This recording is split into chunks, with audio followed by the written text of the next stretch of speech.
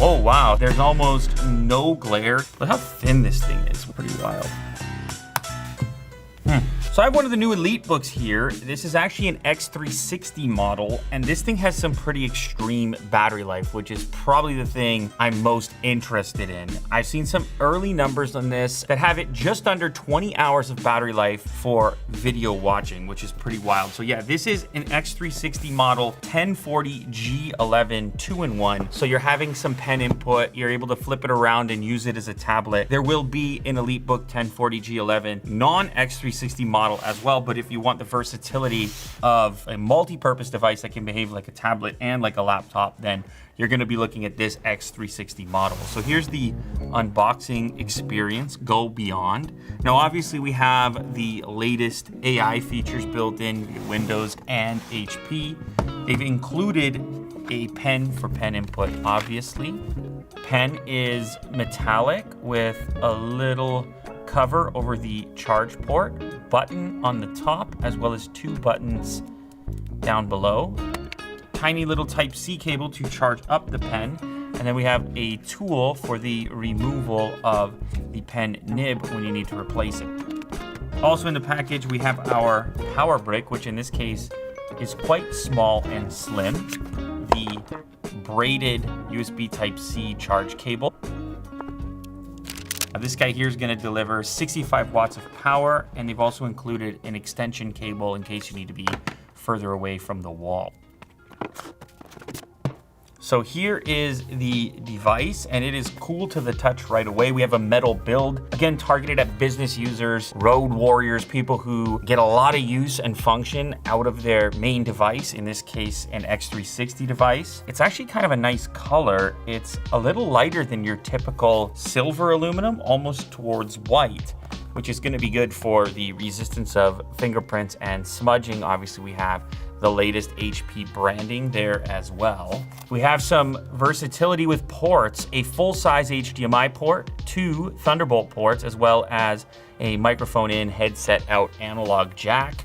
On the other side, there's a USB-A port, another Type-C connector, and then there is a SIM card slot. So this one is obviously equipped with wireless cellular connectivity. That's an option depending on the configuration that you choose.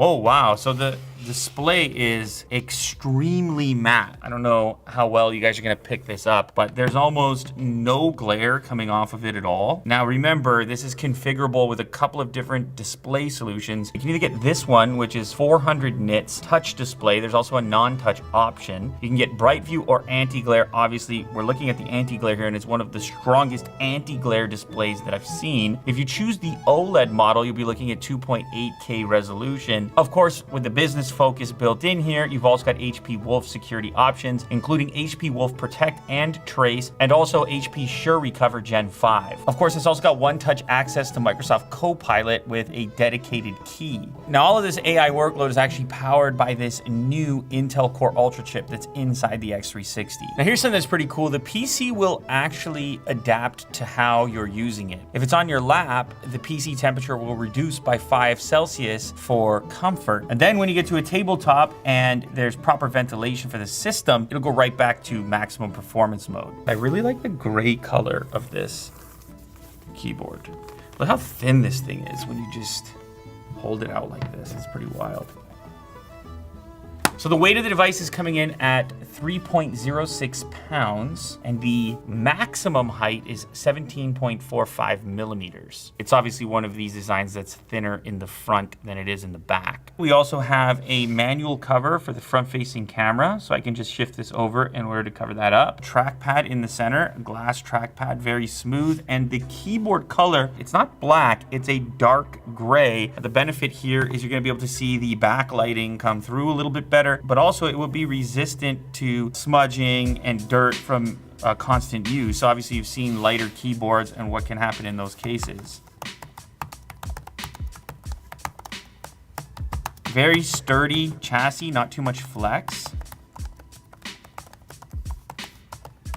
I'm getting carried away using the keyboard there. Apparently they put a lot of focus into the sound performance on this device as well. So we're gonna test that in a moment. So here's your 360 aspect. What does this give you in terms of modes? Well, you get this tent mode here. You know, demonstrate to others kind of what you're looking at in like a meeting setting with a very limited footprint. Obviously as well, if you need to, you could have it like watch a movie like this if you have a very small surface to prop the device up onto. And then we can fold it completely flat. So then we have our tablet style input, of course, with our pen. If we choose to, you know, scroll, tap, sketch, take notes, and so on, we can do that with our pen.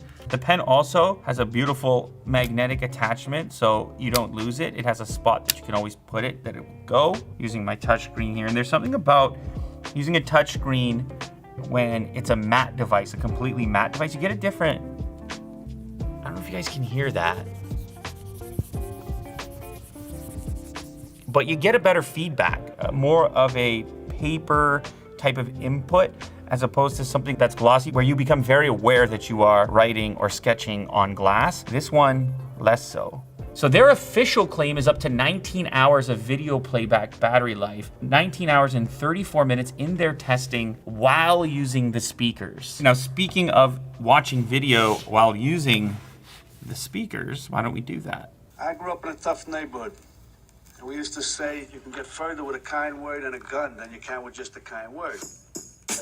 Now, when it comes to putting that NPU to use, it's got a bunch of features built in to help you get the best video conferencing, including background blur, automatic framing, and eye contact.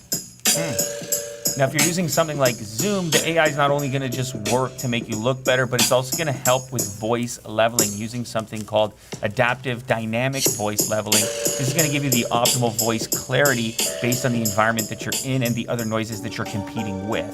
One of the coolest things for me is just seeing how efficient these devices have gotten. The fact that we can have a 3-pound, sleek, 2-in-1 device like the X360 that can still deliver performance like this and give you up to 20 hours, just under 20 hours of battery life. We've certainly come a long way.